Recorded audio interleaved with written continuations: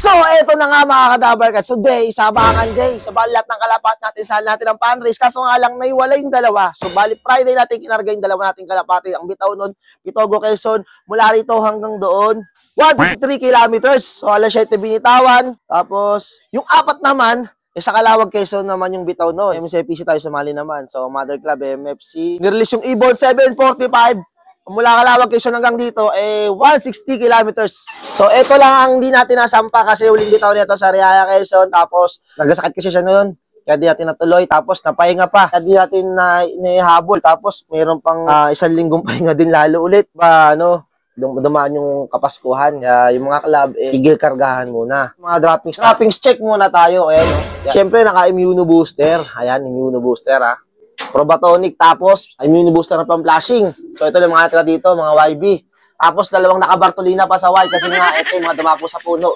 Di natakot dun sa palawit na ginawa natin. Nasanay na kasi sila nun nung bata pa sila na nakikita nila yun. Pero ngayon kasi doon sila nagdadapo sa puno mismo. Kaya kasapo na umuwi. Yun, inarusahan ko, diyan ko na sila nilalagay. Di na natin pinakain para alam nila yung disiplina natin dito sa loob. Hindi pa pwedeng sila masusunod. Dapat tayo masusunod. O, eto na. Nalinis na natin. Kaso nga lang, dumumi na naman agad. No? Mga droppings ng mga ibon nga natin. So, maganda naman yung panahon dito. Sana maganda rin yung pauwi natin. Sinali ko na lahat ng fundraise para wala tayong magisiyan. Kasi wala tayong wala tayong mapusuan sa kanila. Kaysa naman magsisi tayo, 6 lang naman yung mga kalapati natin. Sinali na natin lahat. Dalawa sa KPR, 4 dito banda sa club dito, MCPC, Mother Club, MFC. Bali, unang fundraise sa mga kalapati natin to. Medyo makulimlim lang dito. Medyo makulimlim lang. Kita nyo yung panahon, makulimlim. Yan. Medyo magulo lang dito sa amin kasi may inaayos dito. Yan. Ang dami naghalat ng mga kahoy-kahoy. May mga gumagawa pa doon sa nadaanan ng kalapati natin. Sana wag maka-apekto pero tingin ko hindi naman siguro. 9:17 na, wala pa tayong kalapati. Ni isa sa anin nating sinampa. Bali na pahinga rin yung mga ibon natin. Mga 1 linggo din na pahinga. Ito may nakikiyabang din dito si Love Girl. Kaso nga lang wala pa kalapati natin. Time check tayo, 9:31 na. Isang club na sinalihan natin. 800 minimum speed. Ito, may parting na rito. Ay, sino kaya yan? Ba't dun ba? Na naman, magpas na naman. Naku po. Doon na naman bumaba. Suk! Suk! Suk! Suk! Suk! Suk!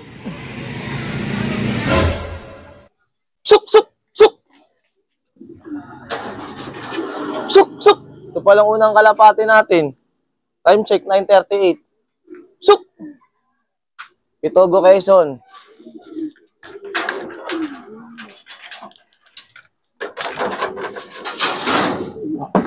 Lock na natin.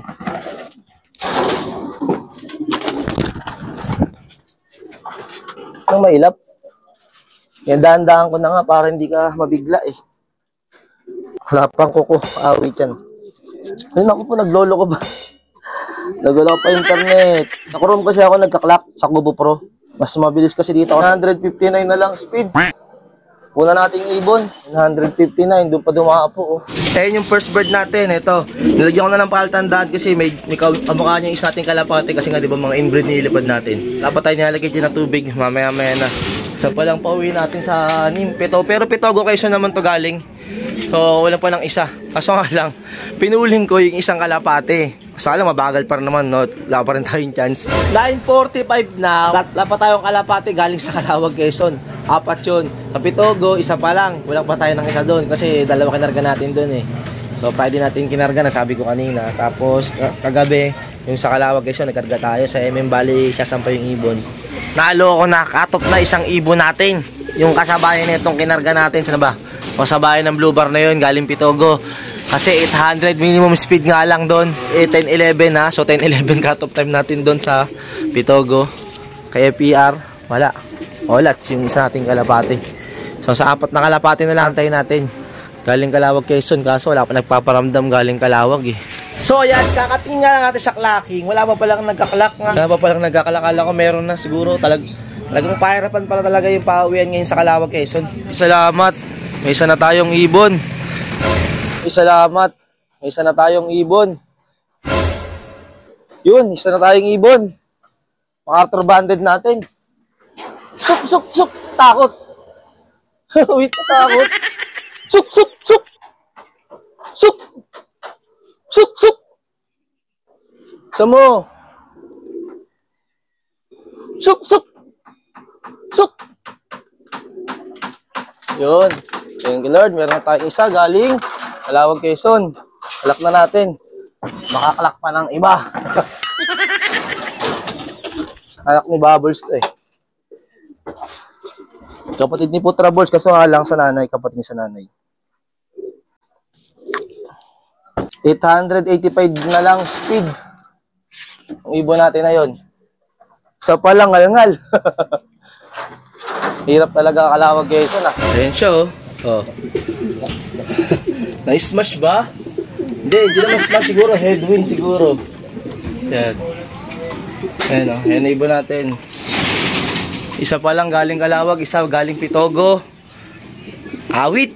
Cut-off pa isa Pitogo natin. Sana wag mag-cut-off yung tatlo ng Calawag, Quezon. Kasi 700 naman minimum speed doon. Kaso nga lang, mag 700 speed na lang ngayon. 11:13 na.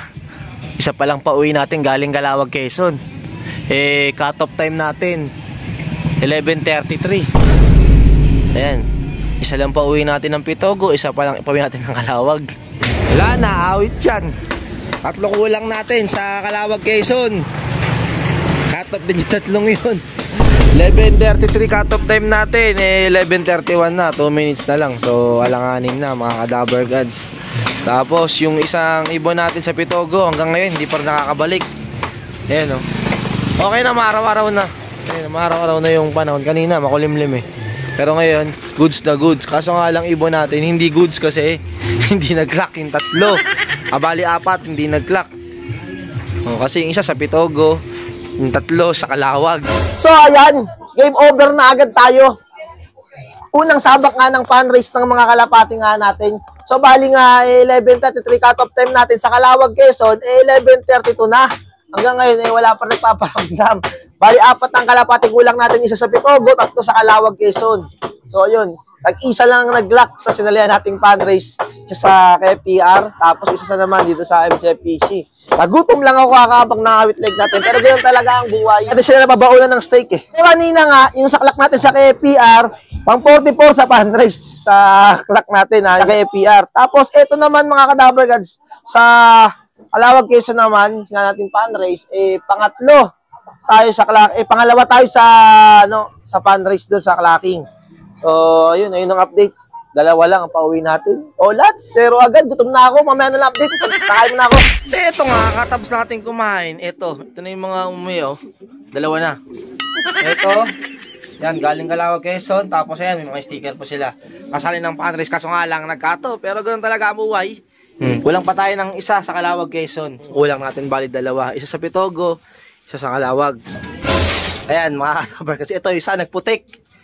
Ito yung kulang natin sa Calawag, Quezon. Ayan o, nagputik. Bali, ito yung pinakabunso eh. Sa ilipad natin. Ito. Kasi ito yung balaybo niya. Ayan, ito. Medyo madusing siya. Tapos, ito yung sa Pitogo naman. Ayan o. Ayan, sa Pitogo, Quezon, yung kulang natin. Ito, yung dumapo doon. Yung dumapo doon, bago pumunta dito. So, ayan. So, isa lang clock natin sa Pitogo, isa lang clock natin sa Calawag. Masaklap, 4 sinali natin ang fan race doon, pero isa lang nag-clock. Pero ganun pa man, pagpasalamat na tayo, at least may paklak ka tayo. Kasi talagang pahirapan talaga, unti lang alam ko nakapag-lock eh. Medyo makulit pa naman tong kalapating to. Ito, makulit pa naman to. Kasi nga, minsan nagkakalak, minsan hindi magkakalak. Alternate, kaya kinakabahan tayo sa sunod na lap. Pero sana mag-lock siya ng mag-lock, kasi siya na lang yung pag-asa nga natin. Ito, nilagyan ko na ng palatandaan para hindi ako malito. Pero ito, medyo makinis siya eh. Tsaka yung balayibo niya medyo light. Kumpara nga dito sa isa. Ito, yung na-late kanina. Ito. Yan. Golo ko yung camera natin yan. Ito. Yan, yung medyo dark naman yung kulay niya. Tsaka madusing. Yan. Ito yung nakaraan nung may sugot-sugot sa paa eh.